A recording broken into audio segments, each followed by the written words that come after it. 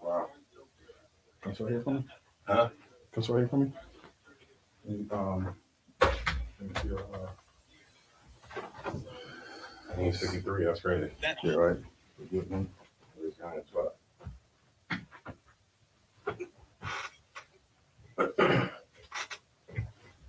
The cameras show so fucking good, boy. Right.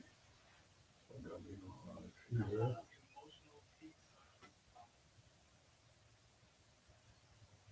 Turn it live.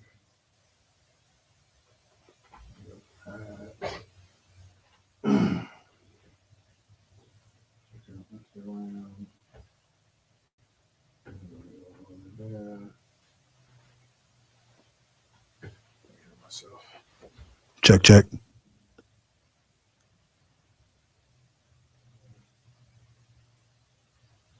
This is I look like joint.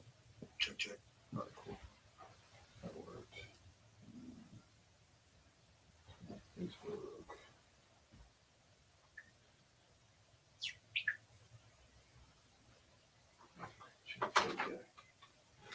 You just record it as delay or something? Yeah, so do it.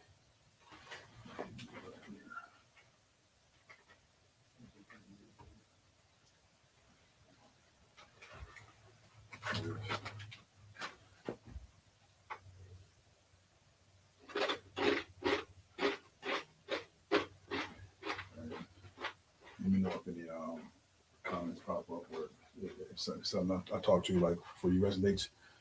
Feel free to hop in the conversation.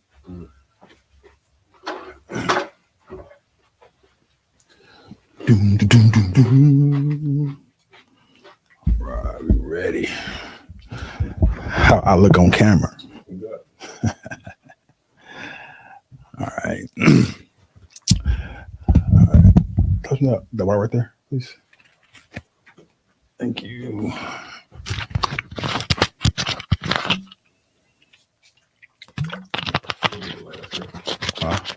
That's super delay. Right. It's crazy.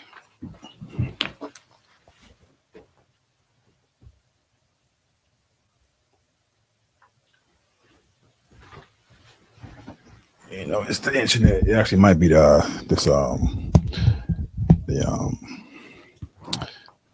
internet service too.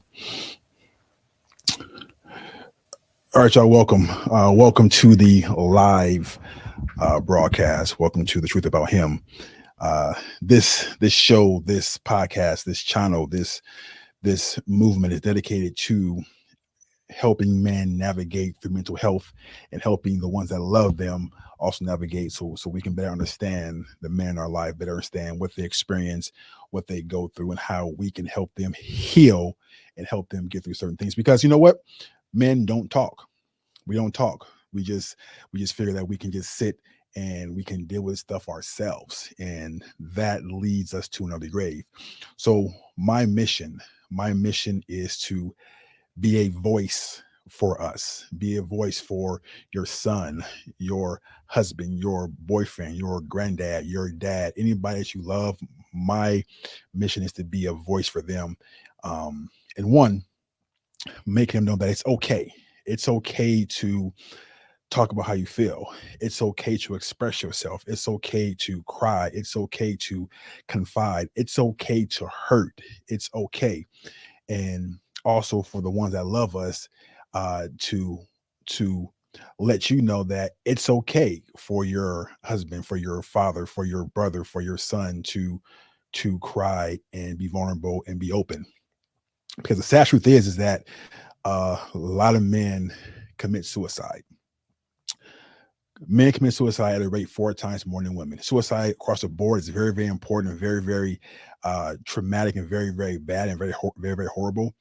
However, us as men, we commit suicide at a rate 4 times more than women, and it's time to stop that. It's time to talk about it. It's time for us to just open up, right? Because we have a lot to live for. We have a lot that we've built and created, and it's up to us to deserve to be there to watch what we create. So that's why I'm here. That's why the channel's here, and that's why this journey is going on. So check out. I'm sure that you subscribe to the YouTube page, the Facebook page, the Instagram page. So share this with everybody you know, the ones you love, and let's. So today, I want to talk about signs of declining mental health in men and what to look for and how we can help them overcome. Now, men's mental health, there's a large stigma around that, right? Is that I've heard that men don't hurt, men don't feel bad, men don't need to talk about anything, right? And I think that's false. I think the conversation around men's mental health needs to be put out there at a very, very large level, because you just look at the stats of how if a man does not commit suicide, he dies before women, before his spouse. Most men die before their spouse, right? And there's a reason for that. There's a reason for all of that, and here we're going to talk about that. So let's talk about some signs of declining mental health and how we can be there to support our men through their journey. All right. So let's talk about it. So the first one is if you notice that your partner or the man in your life, he's withdrawing from social activities, right? He doesn't want to go to birthday parties, weddings, go out and hang out. He wants to be alone. And he's really avoiding things that he typically does. Say he likes to watch the game or play golf or play chess or go out and like hang with his buddies. He starts to withdraw and not do certain things, right? And 9 times out of 10, if you ask that man what's wrong, he will say, "I'm okay." That's the biggest lie that men tell, is that we're okay, and we're not, right? So when you start to see him withdraw from activities, those are red flags. He's isolating himself. He's not talking. He's by himself. He spends more time alone than with you, with the family, with the kids. He's by himself. So that's a sign of mental health, that something in his life that he's dealing with. Okay, so what you can do is that you can begin to talk and speak and really lean on him to talk to you about what he's going through. I tell you this, in the beginning, he's going to say nothing. He's going to say, "I'm good," right? He's going to say that, but just know he's not good. Let me pause 1 second. I'm getting hot. I'm going to take the sweater off. Man, heating up in here. So far, so good? Yes, excellent. All right. Somebody else joined. Deborah Tell-All. Yep, my mom. All right, I'm back. So I get rid of that sweater. So declining mental health.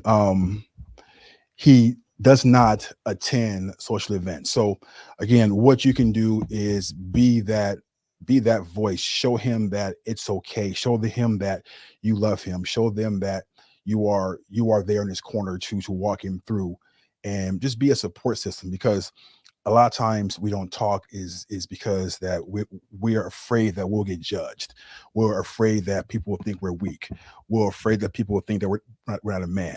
We're just afraid to be vulnerable. We're afraid to say something's wrong. We're afraid to speak our truth. It's fear. And we have to be real men and talk about how we feel. Will everybody receive it? No, they won't. But the truth is that your mental health is for you. Your mental health will get you through so many things. And if it's in a place where it's destroying you, then everything in your life will be a result. So one is him withdrawing from social activities. All right. Next one. Number two is changing of behavior. So he can become irritable, right? He can get angry. He can be frustrated. He can act out of character, short temper, in a certain outburst. So us as men, what we do is that we hold things in for so long. We hold things in. We hold things in. We don't talk about how we feel. We hold things in. And something happens where we're triggered and there's an outburst of anger, of frustration, of irritability. There's an outburst. I liken it to an example of you blowing air into a balloon. You're blowing air, and that balloon's getting bigger and bigger and bigger, and you just let it go. That sucker's gonna twirl and go back and forth. That's how men deal with anger. We blow our balloon up with so much frustration, so many issues and problems, and when it comes out like a shot. It comes out, and the person that we live with or who loves us, they're surprised. But most times when you see an outburst from a man out of nowhere, he's dealing with some mental health challenges. He's dealing with things that he hasn't talked about. He's dealing with things that happen in his life, in his world, that he's scared to admit that it hurt him. So a lot of times we have to look past the anger, look past irritability, look past the outbursts, right? And I'm not talking about, when if and when he gets mad, there's some physical, some abuse. I'm not talking about that. I'm just talking about a sudden outburst of I'm not sure where it came from. More likely he's dealing with something mental, right? And behind all anger is fear. A person gets upset and gets angry because they are scared, and that anger is a mask for their fear. You see, we're never taught how to deal with fear, how to deal with not being okay. We're taught that if something happens, we have to go right to anger, but anger is a secondary emotion, right? Anger is something that we go to because it's safe. It's safe to be mad. It's safe to be angry because if I show someone how I really feel, I'm going to feel stupid, or I'm going to feel like I expose myself, and I won't feel like a man. So the person that you love, if you find that they're having sudden outbursts, being irritable, not being themselves, they're acting out of character, more than likely there's a hidden fear or some hidden mental health issues that they're struggling with and they're not telling you about. So again, your job is to really be someone, and it's not always about talking and asking what's wrong. It's just being there.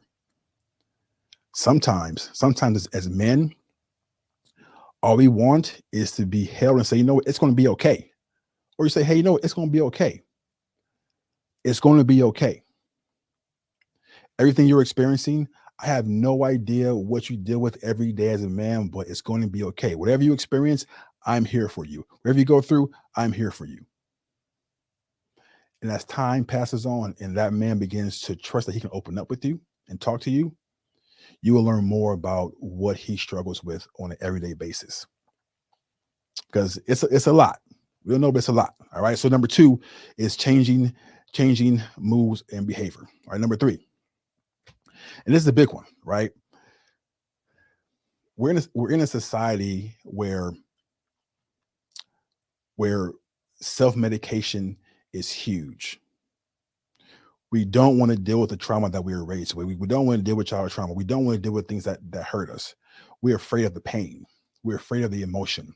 We're afraid that, hey, if I go seek help, so much crap's going to come out and it's going to be so painful. And I'm so afraid of that pain. So we self-medicate.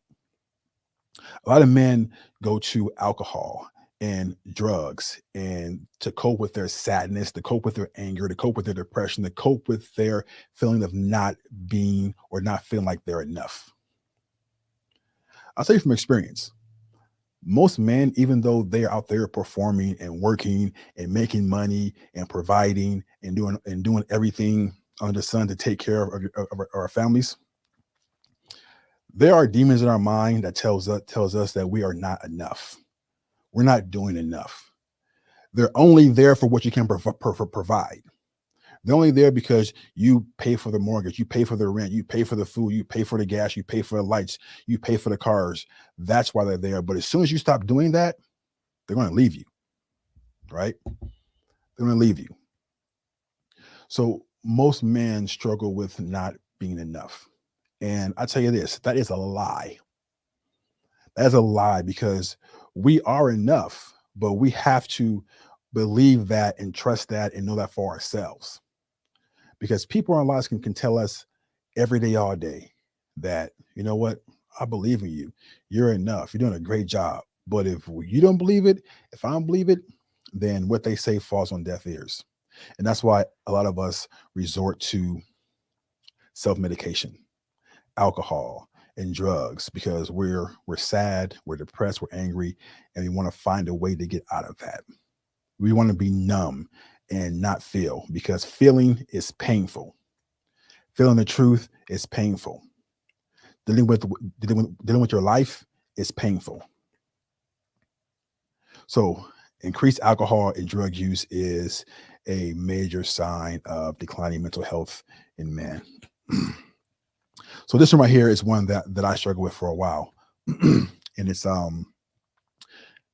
changing in sleep patterns. So there'll be times where I just couldn't sleep. It took me hours to fall asleep.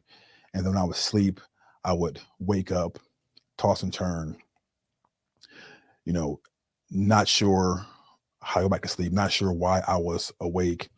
You can be not getting enough sleep. You can get too much sleep. You can have insomnia. There are so many sleep patterns that occur when you deal with mental health, right? And mine was not being able to sleep. Every night my sleep was interrupted. Every night I toss and turn. It had nothing to do with the bed I was in or the pillow I had or who was next to me or not next to me. It was all my mental challenges. It was everything that I was experiencing and going through, right? So if you as a man find yourself having challenges sleeping, not sleeping, then it may be a sign that your mental health is taking a challenge. Because I believe that we're not always in a position to acknowledge how we feel or to acknowledge that, you know what, this may be a mental health challenge, right? You may think, you know what, I'm getting this, I know I can't sleep. I'm getting this ache in my body, this pain. I'm having headaches. I'm having whatever. And they equate it to just, not feeling well. Well, maybe I should go to a doctor and I get this ache in my back checked out. Every experience that we go through, everything that we're out there experiencing in life, our body keeps score. Our body tells us how we're living life. Our aches and pains are not always attributed to old age or tough workouts or anything. It's maybe because you're dealing with so much mentally, you're carrying so much mental weight that your mind gets tired, and your mind transfers that weight to your body, and you start feeling aches and pains in places that you've never felt before, or they're just random. For me, there should be this pain in my side, right by my heart, so as a pain. Where's that pain coming from? That pain was because of stress and fear and anxiety and me walking through life, not thinking or not trusting the people in my life or trusting that I can go out there and talk and still be valued as a man because you know what? Now I'm speaking how I feel. Now I'm telling people that, I'm hurting. I'm in pain. I'm depressed. I'm depressed. I've had suicidal thoughts. That's hard for a man to say, right? It is. That's hard for a man to say. And that's why we're quiet, because we don't want the stigma that comes with that. And there are some men out there that, you know what, I talk about my pains and my fears and my discomfort. I talk about my mental health. I share my vulnerability with the people in my life. But that one person in your life that you share it with, they used your vulnerability against you.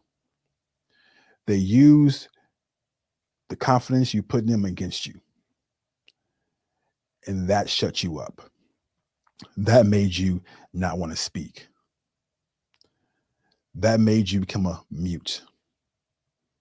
And then as you shut up and as you were quiet and as you didn't talk, the signs of mental health, the signs of body aches, the signs of everything that's going on started to wear you down and take a toll on you. So that's the importance of having a tribe you can trust, having people that you can trust. That, you know what, no matter what I tell that person, they are absolutely not going to, one, expose me, two, use it against me, and three, still love on me like they did before. I I heard a story of a gentleman, and he was talking about, my wife and kids would rather see me die than get off my high horse. That is so heartbreaking because most men die on their white horse. Most men die because they don't want their family, their wife, their kids, mother, father, whoever, don't want to see them in pain. We feel that we have to hold up the freaking world. We feel that we got to take on everybody's energy and everybody's problem. We feel that we have to take on that. We feel that that's our duty. I was listening to a podcast yesterday by Dr. Joy DeGruy. DeGruy, I believe her name is, and she wrote the book Post-Traumatic Slave Syndrome. And she was talking about how men die much earlier than women, and I mentioned that before in the beginning. We die much earlier. And why is that? Because they study that when a woman has a problem, she has a challenge in her life, she calls Becky and Sue and Margaret, and they all get together and come into community and talk about what they're feeling, talk about what's going on, talk about that challenge, talk about how, and it's not even about um, the friends fixing it, but just the thought of talking about what's going on has been what's going on, right? So, but men, we don't talk. And she said that, my husband, when he has a challenge, what he does is that he goes into the garage or a room, close the blinds, turn lights off in the dark. He said, I got this. I will handle this by myself. And she said, yeah, most men die in the dark, right? Because we don't speak. There's something about community. There's something about, having people around you that you can trust. So yeah, let's move on. So number 5 is declining in performance and or brain fog. So when I was going through a major challenge, and this is just like in the past year, as an entrepreneur, I have lots to do every day, right? And I have a list of to dos, and I got to do this and do that. I have a to do list, as they say, right? And the night before, I can looking at my to do list, like, man, I got to check off this and this and this and this and that. But when I got to the office, I'm sitting there in a daze, not knowing what to do, not knowing what the next step is, not knowing what I got to accomplish, not knowing what to do. I can be just staring at space. I can be on my phone, just scrolling. But I had so much brain fog around my mental health. My mental health kept me from performing. My clientele declined, my income declined. I got behind in bills, so everything declined because I was putting so much energy into things other than my mental health. I was putting so much energy into it. So if you notice that you are declining at work, at your business, at home, if you're having brain fog, it can be in school. Um, it may be signs of mental health challenges, right? It may be. So it's important for us to look at where we are and who we are in regards to the mental health, right? In regards to how we walk life, in regards to where we put our energy, right? Um, so mental health challenges, they look different for everybody. They do. No one person is the same. Some may have brain fog, some may not. Some may sleep well, some may not. Some may use drugs or alcohol, some may not. But everything that I talked about are just possible signs of mental health. And not everyone that I talked about will indicate that there's something wrong. No, but they're just signs that I want you to look for. One, in yourself, if you're a man, and two, it's in the man that you love, if you have a man in your life. Um, and I will also really encourage open conversations, right? He may not open up the first time, he may not, or a second time, or a third time. And I know that that can seem or be frustrating for you, someone trying to break through that barrier. But I tell you this: the more frustration that you show in trying to break through the barrier, the thicker that barrier becomes. So it's going to take a lot of patience, a lot of love, a lot of compassion, a lot of commitment to get your tough man, your tough guy to open up and really be a man. It's going to take some time because he has to trust. First person he has to trust is himself. Trust that his feelings are correct and okay. Trust that it's okay for him to speak, and trust that it's okay for him to feel that way, and trust that it's okay for him to talk about it. He has to trust.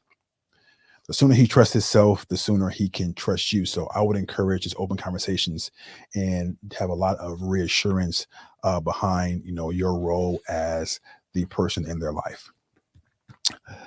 Be a safe place. Uh, be in a no judgment zone. Anything that man says to you, do not judge. Do not judge. I don't care what it is. Do not judge him.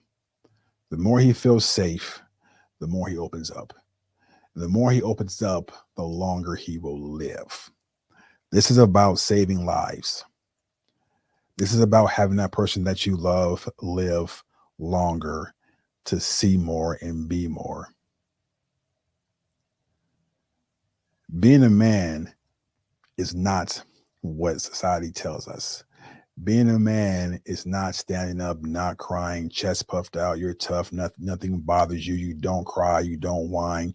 You don't share. You don't speak. That's not what a real man is. And so I wonder why most real men are in a grave. I tell my son this all the time because my son is heavy into sports. He's very, very competitive. And at times he's lost games, right? And my son will walk off the field, off the court, crying in tears. And I tell my son, I said, son, first of all, it's okay that you lost. You will not always win in your life. In order to become a real winner, you have to experience losing. You have to. I tell him, you know what? It's okay for you to cry about this. But I tell you this: when you cry, when you become emotional, make sure you set a time for that. We have bad moments, not bad days. No bad days, son. We have bad moments. So right now you're in a bad moment. It's okay. It's okay to feel that way. But take 5 minutes, take 10 minutes, take an hour, whatever it is, take that time. And when that time is up, you're done with it. It's behind you. And if we do that every single time you feel an emotion, the emotion will become less and less and less impactful on our energy and who we are.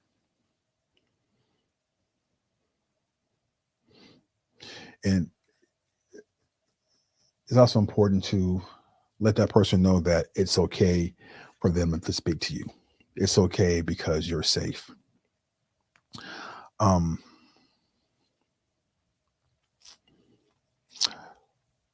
a lot of people in general, so I would say men, about my men, is that they think that therapy is wrong, therapy is bad. If I go to therapy, something is wrong with me. That is so far from the truth. And it's all about language. So instead of saying, you know what, you need some help, is what the first statement that comes out of your mouth, because that statement probably comes from frustration. Oh, you know what, you need some help. Go find some help with some therapy. So we need to change the language when we're speaking to our men. Hey, let's go together, talk to someone about this. Offer to go with them in the beginning. And then once they feel comfortable being there, and then eventually you can pull out. But the conversation and language has to be around, hey, you know what? Let's do this together. I'm here for you. I support you. I love you. And love is much, much more than words. Word porn is saying I love you, but your actions are totally different than what you're saying. That's our society. We talk and talk and talk and talk about love. We talk about compassion. We talk about, oh, I love you so much. But when it comes down to the action, improving your love or showing your love with action, it's the opposite. So make sure that man can also feel that love and not just hear it.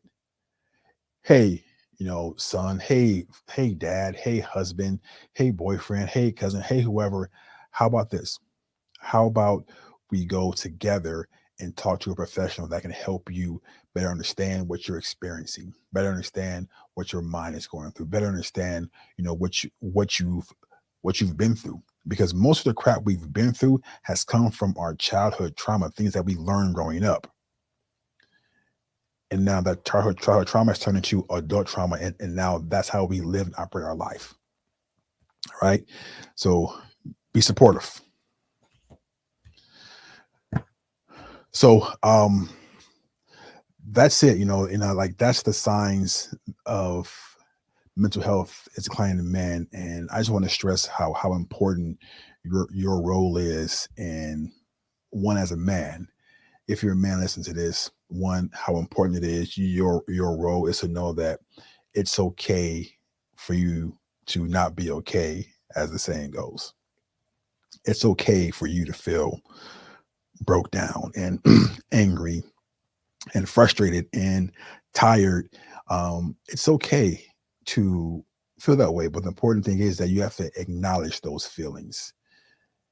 You have to acknowledge those feelings and not suppress the emotion, not suppress the anger, not suppress the depression. It's like, and not cover it up. That's super important. And for the person that's not a man listening to this and you have a loved one, it's okay for them to feel that way. It doesn't make him less of a man because he says that he's scared. He says that he's hurting. He says that he doesn't know what to do. He says that he's lost. He says that he needs help. He says that, you know what, at this point in my life, I'm just clueless. Because I guarantee you, just because he says that does not mean he's going to stop being the provider and person in your life. He's not. So it's okay for him to feel it. And it's okay for you to want to help him. It is. There's a saying that I heard from Joe Rogan. He said that most men die in quiet desperation. We suffer in silence. We don't say anything to anybody. And at this point, it's becoming flipping sad. It's becoming sad that the conversation around men's mental health is not a conversation that's broadcasted on the biggest freaking speakers in the world for everybody to hear. It's sad that this conversation is not being had, or it's being had on a very, very, very small level, very, very, very minute level. It's sad. So you can help. You can be that voice. You can be that person. You can be the one that decides to stand up and speak. Um,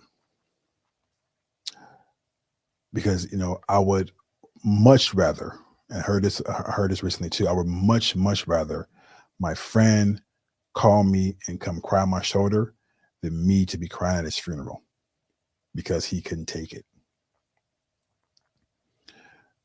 So I think that's it. Anything I missed me touch on, Jay? That's it. That was good. All right. So, you guys, thanks for tuning in. I'm gonna do this thing weekly because I'm a voice for men's mental health. Appreciate you, love you, and thanks for tuning in. And we'll talk to you soon. Bye.